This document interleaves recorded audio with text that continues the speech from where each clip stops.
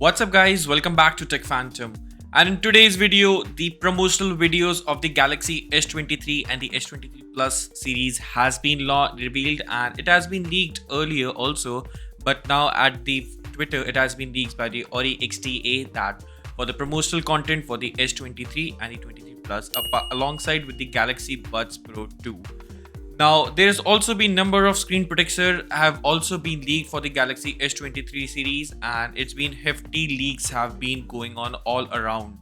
So we'll be covering all of them, and it is also expected that Samsung will unveil its flagship smartphones for 2023 as early as in January and February. But however, it was earlier till by the February according to the previous cycles of the launch cycles of the Galaxy S23 lineup.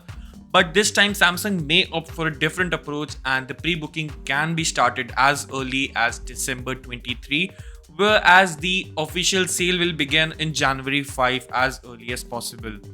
And the early adopters will be getting a package of a Galaxy Buds Pro 2 for their pre-booking, and not only that, you will also be getting the smartphones on the same day it will be launched on 5th of January 2023.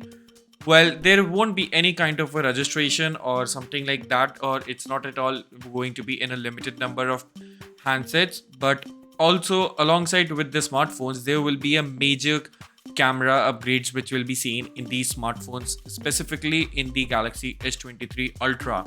Well, this time around it will be a 200 megapixels of the main sensor in the smartphone, which will be the first one in the Samsung's lineup, and it will be a second generation of a 200 megapixels camera, unlike the Motorola's camera.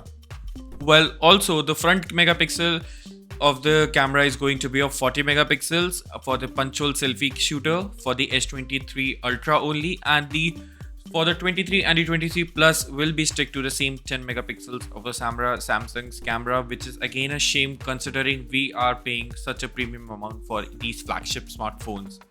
Well, the Qualcomm is also now going to unveil its Snapdragon 8 Gen 2 chipset in the November Plus, and there are no Exynos variants right now available for the S23 lineup. Any leaks regarding that?